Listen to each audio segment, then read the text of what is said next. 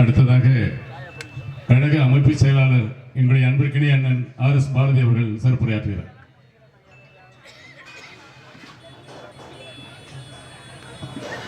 மதுரவாயில் தெற்கு பகுதி திராவிட முன்னேற்ற கழகத்தின் சார்பில் மிகுந்த உற்சாகத்தோடும் எழுச்சியோடு நடைபெற்றுக் கொண்டிருக்கிற தலைவர் கலைஞர் அவர்களுக்கு புகழஞ்சலி செலுத்துகின்ற இந்த பொதுக்கூட்டத்திற்கு தலைமையேற்று நடத்தி கொண்டிருக்கிற ஒன்றிய கழகத்தினுடைய செயலாளர் அருமை நண்பர் ஆரம்பாக்கம் விஸ்வநாத் கணபதி அவர்களே, முன்னிலை வைக்கின்ற பகுதி செயலாளர்கள் நுளம்பூர் ராஜன் அவர்களே, துரை வீரமணி அவர்களே, தலைமை செயற்குழு உறுப்பினர் அருமை நண்பர் அருணாச்சலம் அவர்களே, எனக்கு முன்னாலே உரையாற்றி அமர்ந்திருக்கிற மாவட்ட கழகத்துடைய செயலாளர் மதிப்பிற்கும் மரியாதைக்கும் உரிய மாசு அவர்களே, இறுதியாக சிறப்புரையாற்றிருக்கிற கழகத்தினுடைய கொள்கை பரப்பு செயலாளர் அருமை சகோதரர் திண்டுக்கல் லியோனி அவர்களே, முன்னாள் அமைச்சர் அருமை நண்பர் பெஞ்சமின் அவர்களே, கழகத்துடைய துணை அமைப்பு செயலாளர் தாயகம் கவி அவர்களே, வர்த்தகரினுடைய செயலாளர் கவிஞர் காசி முத்துமாணிக்கம் அவர்களே, மாவட்ட கழகத்துடைய நிர்வாகிகளே, முன்னாள் சட்டப்பேரவை உறுப்பினர்களே, திரளாக கூடியிருக்கின்ற பெரியோர்களே, தாய்மார்களே, வட்டக்கழகத்துடைய செயலாளர் அன்புக்குரிய நண்பர் சுந்தர் அவர்களே, உங்கள் அத்தனை பேருக்கும் என்னுடைய பணிவான வணக்கத்தை முதற்கண் தெரிவித்துக் கொள்கிறேன். இந்த கூட்டத்தை பார்க்கிற போது உள்ளபடியே நாம் ஆளுங்கட்சியாக இருக்கிறோமா அல்லது எதிர்கட்சியாக இருக்கிறோமா என்கிற ஒரு வித்தியாசமே தெரியாத அளவுக்கு, இன்னும் சொல்ல போனால் மேடையில் இருக்கிறவர்கள், கூட்டம் நடத்துகிறவர்கள் மன்னிக்க வேண்டும். கடந்த காலங்களிலே கூட்டங்களிலே பேசுகிற போது முன்வரிசையிலே முழுமையாக உட்கார்ந்திருப்பார்கள். நாம் பாட்டு பேசிக்கிட்டே இருப்போம், அவங்க பாட்டு பேசிக்கிட்டே இருப்பாங்க. யார் யார் அழைத்து வந்தார்களோ அவரவர்கள் பேசி முடித்தவர்கள் அவர்களுடைய வசதிக்கு ஏற்றாப்போல் போய்விடுவார்கள். ஆனால் 1967 70களிலே எப்படி திமுக தொண்டன் கூட்டத்துக்கு வருவானோ அந்த உணர்ச்சியோடு இன்றைக்கு இந்த கூட்டத்தை நான் பார்க்கிறேன். காரணம், இங்கே உட்கார்ந்திருக்கிற அத்தனை பேரும் கூட்டம் துவக்கப்பட்டு நான் கூட ஆட்சி போன பிறகு ஒரு 3 கூட்டங்கள் 3 இடத்துல பேசினேன். புதுக்கோட்டையிலே ஒரு கூட்டம், கோயில்பட்டியிலே ஒரு கூட்டம், திருநெல்வேலியிலே ஒரு கூட்டம், ஆர்டி நகரில் தாயகன் கவி அவர்கள் கூட இருந்தார்கள். துறைமுகத்திலே கூட்டத்தில் பேசினேன். அதுக்கு முன்னாடிலாம் கூட்டம் பேசும்போது யார் மன்னிச்சுங்க, முதல்ல அந்த கூட்டத்தை பெண்களை உட்கார வைப்பாங்க. அதை கூட்டிகிட்டு வருவாங்க, கூட்டிகிட்டு வந்தவங்களோட போயிடுவாங்க. காரணம் என்னவென்னா 8:30 மணிக்கு மேலே கூட்டமே. கடைசியாக பேசுகிற என்னை போல பேசுகிறவங்க, லியோனியை போல போன்ற பேசுகிறவங்களுக்கு தான் சங்கடமாக இருக்க, வெறும் காலி பெஞ்சை பார்த்து பேசுகிறது. ஆனால் கொள்கை பூர்வமாக, உணர்ச்சி பூர்வமாக கூடியிருக்கிற இந்த கூட்டத்தை பார்க்கிற போது எங்களை போன்ற பேச்சாளர்களுக்கெல்லாம் உற்சாகமாக இருக்கிறது. நாம் தோற்றுவிட்டோம் என்று தயவு செய்து யாரும் கருத வேணாம். நாம் தோற்று காட்டியிருக்கிறோம். திராவிட முன்னேற்ற கழகம் தோற்றால் இதைத்தான் நம்முடைய ஒப்பற்ற தலைவர் கலைஞர் அவர்கள், பேரறிஞர் அண்ணா அவர்கள் தோற்று சென்னை கடற்கரையில் 1962 50 இடங்களில் நாம் வெற்றி பெற்றோம். ஆனால் அண்ணா காஞ்சிபுரத்தில் தோற்றுவிட்டார். அந்த வெற்றிக்கு அண்ணா அவர்கள் சென்னை கடற்கரையிலே வாக்காளர்களுக்கு நன்றி அறிவிப்பு கூட்டத்தை கூட்டினார். ஏன் இதை சொல்கிறேன் என்றால், இன்றைக்கு இருக்கக்கூடிய இளைய தலைமுறையினர் இதை தெரிந்து கொள்ள வேண்டும். அன்றைய கூட்டத்தில் ஒவ்வொருவரும் ஒரு விதமாக அண்ணா வைத்துக் கொண்டு பேசினார்கள். 1000 வழக்கில் வெற்றி பெற்ற K.A. மதியழகன் அவர்கள், அண்ணா நான் ராஜினாமா செய்கிறேன், என்னுடைய தொகுதியை நீங்கள் போட்டியிட வேண்டும் என்று அன்றைக்கு K.A. மதியழகன் கூறினார். நாவலர் பேசினார், திருவள்ளிக்கேணியிலிருந்து வெற்றி பெற்று. இப்படி ஒவ்வொருவராக பேசிக் கொண்டிருந்த நேரத்தில் தலைவர் கலைஞர் மட்டும்தான் சொன்னார், அண்ணா நீங்கள் தோற்கவில்லை, தோற்று காட்டியிருக்கிறீர்கள் என்று சொல்லிவிட்டு அதற்கு ஒரு விளக்கத்தையும் சொன்னார். உங்கள் முகத்தை சட்டமன்றத்தில் அன்றைக்கு காங்கிரஸ் கட்சியினுடைய முதலமைச்சராக இருந்த பெருந்தலைவர் காமராஜரை பார்த்து சொன்னார், காமராஜர் நாம் மதிக்கத்தக்க ஒருவர், போற்றுதலுக்குரியவர். இன்னும் சொல்ல போனால் காமராஜருக்கு எல்லாம் செய்தது திமுகவை தவிர வேறு எந்த கட்சிக்காரனும் கிடையாது. காங்கிரஸ் கட்சி கூட அவருக்கு செலவைக்கவில்லை. முதலில் காமராஜருக்கு செலவைத்ததே திமுக தான். ஏன் இதை குறிப்பிடுறேன்னா, நாளைக்கு இந்த பேசுனதுனால ஒரு சில தூண்டி விட்டு அறிக்கையோடு சொல்லுவாங்க. நான் வரலாறு சொல்லுவேன். அன்றைக்கு முதலமைச்சராக இருந்த காமராஜர் சட்டமன்றத்தில் இருந்த 15 பேர் நம்முடைய உறுப்பினர்கள், அதில் 3 பேர் சம்பத்தோடு போய்விட்டார்கள். தேர்தலில் போட்டியிட்டவர்கள் 10 பேர் தான், அண்ணா உள்ளிட்டு. அந்த 10 பேரையும் தோற்கடிக்க அன்றைக்கு இருந்த காங்கிரஸ் அமைச்சர்கள் முனைப்பாக பாடுபட்டு தோற்கடித்தார்கள். ஆனால் கலைஞரை மட்டும் தோற்கடிக்க முடியவில்லை. கலைஞர் வெற்றி பெற்றார். அதற்கு பிறகுதான் சொன்னார் கடற்கரை கூட்டத்திலே, காமராஜர் அவர்களே, அண்ணாவை 5 ஆண்டு காலம் தமிழ்நாடு சட்டமன்றத்தில் நீங்கள் பார்த்து விட்டீர்கள். உங்களுடைய நல்லெண்ணத்தை நான் பாராட்டுகிறேன். அண்ணாவுடைய முகத்தை உங்களுக்கெல்லாம் ஆசானாக இருக்கிற பண்டிதன் நேரு பாராளுமன்றத்தில் கேட்க வேண்டும் என்று நீங்கள் ஆசைப்பட்டுத்தான் அண்ணாவை தோற்கடித்தீர்கள். ஆகவே அண்ணாவை டெல்லிக்கு ராஜ்யசபாக்கு நாங்கள் அனுப்புகிறோம் என்று அந்த கூட்டத்தில் துணிச்சலாக சொன்னவர் கலைஞர் தான். ஏன் இதை சொல்றேன்னா, நீங்கள்லாம் இன்றைக்கு இருக்கக்கூடிய தலைமுறையினர் நம்முடைய தலைவர் தோல்வி என்று தோற்று பார்க்கவில்லை. காரணம், கலைஞர் அவர்கள் நமக்கு 50 ஆண்டு காலம் இந்த கட்சியை நடத்தி எந்த தேர்தலும் அவர் தோற்கவில்லை.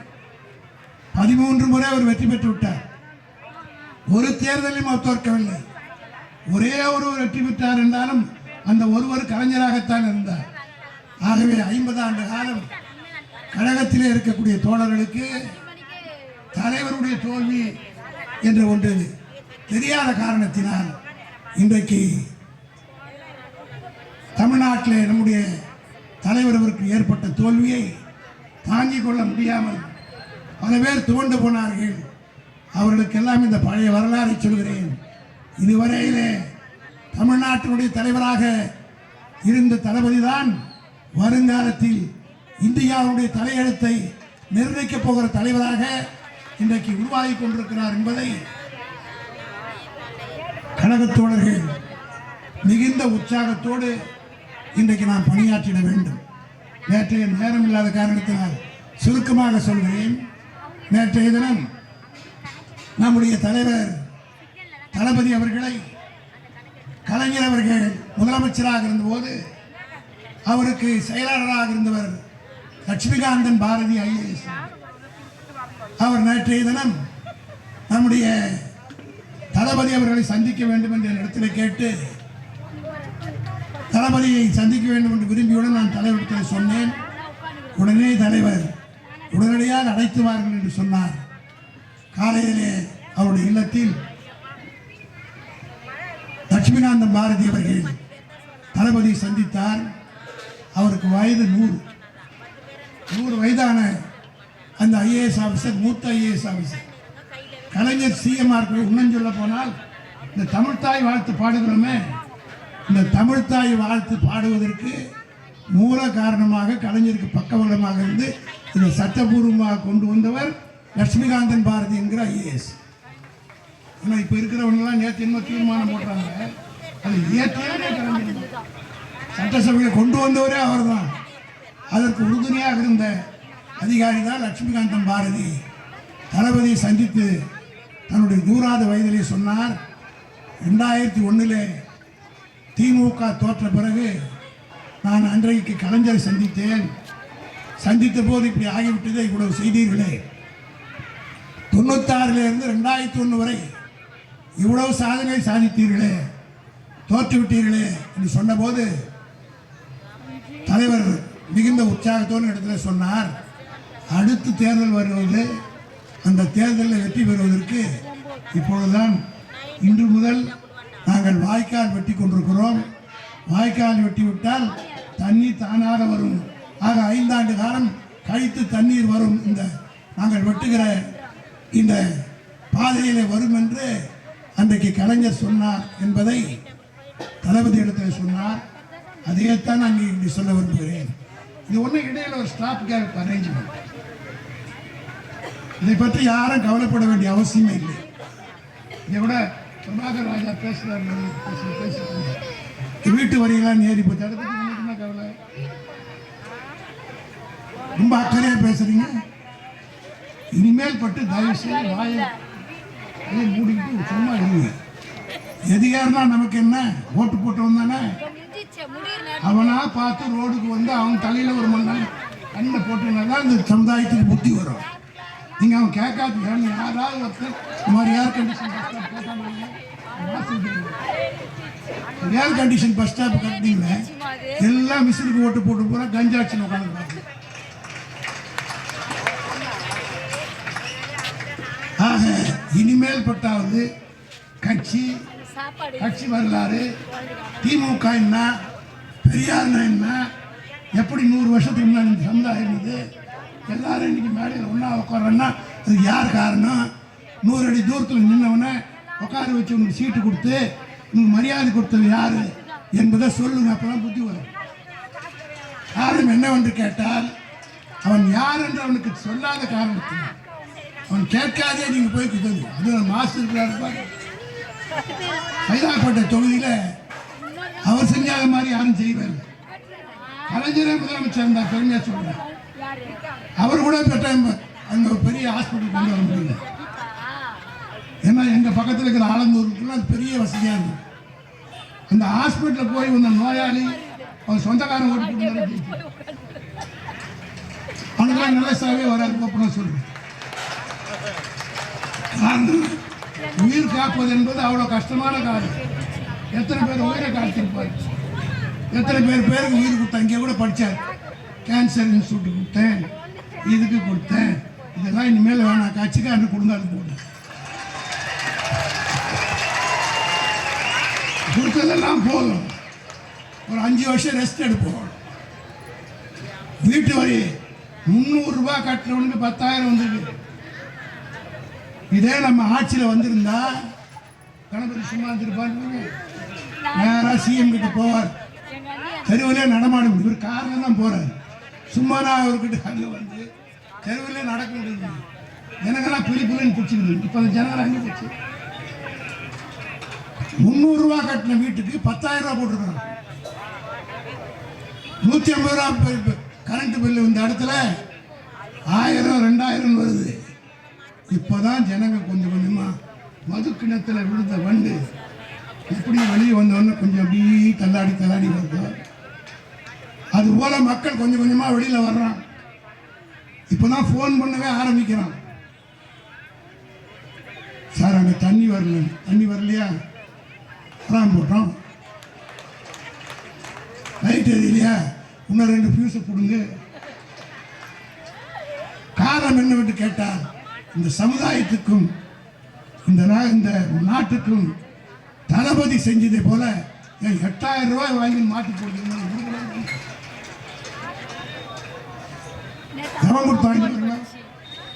யார் கொடுத்தா? எங்களுக்கு ஒன்றும் கஷ்டம் கிடையாது. நாங்கள் ஒன்றும் செத்து போறது கிடையாது. பல முறை ஆட்சியில் இல்லாமல் பழக்கப்பட்டவர். இந்த கட்சியில் 63 வருஷமா நான் இருக்கிறேன். பல முறை ஆட்சி வந்துச்சு, ஆட்சி போச்சு. திமுக இருக்கிற எந்த தொண்டனும் இன்னொன்னும் பெருமையா சொல்றேன், இதுவரையில கட்சி கூட்டத்துக்கு வராதவன் பூரா இன்னைக்கு நம்ம கூட்டம் நடக்குதுன்னு உணர்வோடு வருகிற எண்ணம் இன்னைக்கு ஏற்பட்டு விட்டது. அதற்கு காரணம் என்னவென்று கேட்டால், திமுக தொண்டர் ரொம்ப வைராகியமான தொண்டர், சுயமரியாதைக்காரன். கட்சி நல்லா இருந்தா கட்சி நல்லா இருக்குன்னு சொல்லுவாங்க.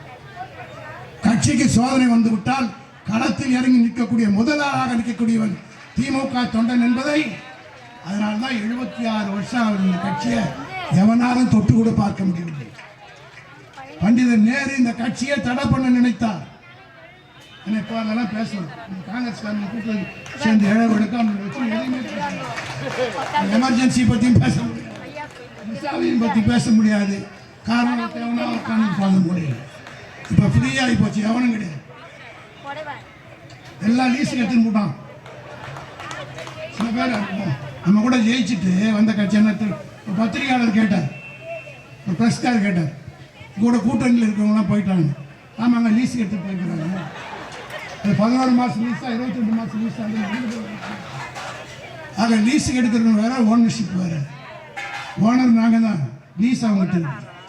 ஆகவே அந்த பண்டிதர் நேரு என்ன சொன்னார் தெரியுமா? I will back the DMK to whichever nation it wants என்று சொன்னார். அது மட்டும் அல்ல, 1962 50 இடம் ஜெயிச்சவங்க திமுகவில் இருக்கிற இளைஞர்கள் புரிஞ்சுக்கணும். திமுகவை தடை செய்வதற்காகவே ஒரு சட்டத்தை கொண்டு வந்தார் தெரியுமா? 15 இடம் தான் 50 ஆன உடனே இதே தமிழ்நாட்டை சார்ந்த சிபி ராமசாமி ஐயங்கார் எங்களுடைய தலைமையில் நேஷனல் இன்டகிரேஷன் கவுன்சில் ஒன்று ஏற்படுத்தி திமுகவை தடை, அப்போ திராவிட நாடு கொள்கை நமக்கு இருந்தது. திராவிட நாடு கேட்டோம். என்ன பண்ணார் தெரியுமா நேரு? இனிமேல் நான் பிரிவினை நாடு கேட்டால் 7 வருடம் தண்டனை என்று திமுகவுக்காகவே சட்டத்தை கொண்டு வந்தவர் நேரு. அந்த நேருவே மீறி வெற்றி பெற்ற கட்சி திராவிட முன்னேற்ற கழகம் என்று கொண்டார். அவர் பெற்ற மகளுக்கு 69 ஆபத்து வந்த போது கை கொடுத்து காப்பாற்றிய தலைவன் தான் தலைவர் கலைஞர் என்பதை மறந்து விடக்கூடாது. ஆக எவனோ வருவான், யாரோ கட்சி ஆரம்பிப்பான். தயவு செய்து நாம் அதை பற்றி கலங்க வேண்டிய அவசியம் இல்லை. நம்முடைய பணி, நம்முடைய தலைவர் அவர்கள் இன்றைக்கு வகுத்து கொடுத்திருக்கிற பாதை நாம் செல்வோமையானால், இப்போதான் கொஞ்சம் கொஞ்சமாக கிராமத்தில் இருக்கிறவன் நமக்கு ஓட்டு போடாதவெல்லாம் நேரடியாக வந்து மக்கள் மத்தியில் இன்றைக்கு பேச ஆரம்பிச்சுட்டாங்க. ஒரு எம்எல்ஏ அடிக்கிற கூத்து கொஞ்சம் கொஞ்சம். ஒரு எம்எல்ஏ போய் லாரி டயரை செக் பண்ணுறான், டயர் தேஞ்சு போயிடுச்சுன்றான். அந்த கிளீனர் நல்லா சார், அவங்க மூஞ்சுக்கும் தான் சார் தேஞ்சு போய்க்குது, அதுக்கு நான் என்ன சார் பண்ணுறேன்? டயர் தேஞ்சால் நான் என்ன பண்ண முடியும்? அது ரேஷன் அரிசி போகிறவங்க, ரேஷன் அரிசி செக் பண்ணால் பரவாயில்ல. என்னடான்னு கேட்டால் இவர் டிரைவிங் லைசன்ஸ் வச்சுருக்காங்க. டிரைவிங் லைசன்ஸ் வைக்க ஸ்டேரிங்கை பிடிக்கும். இந்த கிளீனர்கிட்ட கிளீனர் கேட்குறான், அவன் இவர் எம்எல்ஏன்னு தெரியல, மூஞ்சி தெரிஞ்சால் தானே அவன் கேட்கறதுக்கு. நீனா டயரை பார்த்து டயர் சரியில்லைன்ற, உன் மூஞ்சி கொடுத்தா சரி, அதுக்கு நான் என்ன பண்ணுறதுன்னு கேட்டேன். அதுக்கப்புறம் தான் இவர் சொல்கிறார், நான் எம்எல்ஏ.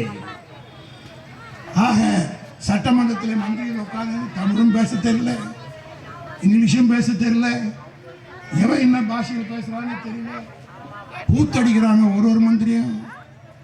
ஆக இன்னைக்கு ஒரு சட்டமன்றமாகவே இல்லை. இன்னைக்கு கூட வரும்போது மாசு சொல்லிட்டு வந்தார், முதலமைச்சர் வாய் திறக்காத முதலமைச்சர் மௌன கீதம் பாடிக்கொண்டிருக்கிறார், யாரையோ பேச விட்டுட்டு இருக்கார். முக்கியமான மாநாடுகளில் கூட இன்றைக்கு முதலீட்டாளர் மாநாடுகள் நடந்தது. அந்த முதலீட்டாளர் மாநாட்டுக்கு வந்தவர்கள் பூரா தளபதி மு.க. ஸ்டாலின் இருக்கிற போது போடப்பட்ட ஒப்பந்தமே தவிர இவரால் அல்ல. இப்படி எல்லா சாதனையும் செஞ்சிட்டு இருக்கோம். தயவு செய்து நான் கழகத்தோடு கேட்டுக்கொள்ள விரும்புகிறேன். தலைவர் சிறப்பான திட்டங்களை எல்லாம் கட்சிக்காக வகுத்து கொடுக்கிறார். ஒன்றும் இல்லை, 6 மாதம் அல்லது நான் சொன்ன மாதிரி போனால் 11 மாதம் யூஸ் அவ்வளோதான். அதற்கு பிறகு எல்லா தேர்தலையும் நாம் தான் வெற்றி பெறுவோம். இதே போல் தான் 84 ஒரு தேர்தல் நடந்தது. நோவுக்கு ஒரு ஓட்டு சாவுக்கு ஒரு ஓட்டு போட்டு க்ளோஸ் பண்ணிட்டாங்க நம்மள. எதிர்கட்சியாக கூட நம்ம வரல 84ல் 86ல். அதற்காகத்தான் எம்ஜிஆர் என்ன பண்ணாருன்னா 10 வருஷமா உள்ளாட்சி தேர்தல் நடத்த எம்ஜிஆர் நாம பிரச்சாரத்துக்கு போகாமலேயே நாம் அமெரிக்காவில் இருக்கிற போதே இவ்வளோ பெரிய வெற்றி நாம் பெற்றோம்னா உள்ளாட்சி தேர்தலை வைக்கலான்னு வச்சார். அப்போ கூட சென்னை கார்பரேஷன் வைக்கல, மற்றதுக்கெல்லாம் வச்சார். 86 தேர்தலில் அருணாச்சலம் போரூரில் வெற்றி பெற்றார், நான் ஆலந்தூரில் வெற்றி பெற்றேன். தமிழ்நாடு பூரா 11 பேர் தான் ஏடிஎம்கே வெற்றி பெற்றாங்க. 102 நகராட்சிகளில் எல்லா நகராட்சி, பேரூராட்சி, உள்ளாட்சி, ஊராட்சி ஒன்றியத்துக்கெல்லாம் டைரக்ட் எலெக்ஷன். ஏன் இதை சொல்கிறேன் என்று சொன்னால், இன்னும் 6 மாதத்தில் உள்ளாட்சி தேர்தல் வரப்போகுது. நிச்சயமாக மக்கள் இதற்குரிய மாற்றத்தை நமக்கு வாக்களிக்க தயாராக காத்து கொண்டிருக்கிறார். காரணம், அவ்வளோ கோபத்தில் இருக்கிறோம். தெரியாமல் ஏமாந்து ஓட்டு போட்டோம். உள்ள சொல்லிச்சு, பேரன் சொன்னான், பேச்சு சொன்னான், எல்லாம் பேரன் பேச்சு பேச்சை கேட்டெல்லாம் ஓட்டு போட்டோமே. நீங்கள் வீட்டுக்கு ஏறி போச்சு அந்த பேச்சுக்கிட்டே இருக்குது. இன்னும் பல கஷ்டங்கள் இந்த நாட்டுக்கு வரப்போகுது, பல்வேறு தொல்லைகள் வரப்போகுது. எவ்வளோ குச்சாங்க. அண்ணா யூனிவர்சிட்டியில் ஒரு சம்பவம் நடந்தது. 85 நாளில் வழக்கை முடித்து தண்டனை வாங்கி கொடுத்த தலைவர் தளபதி மு.க. ஸ்டாலின்.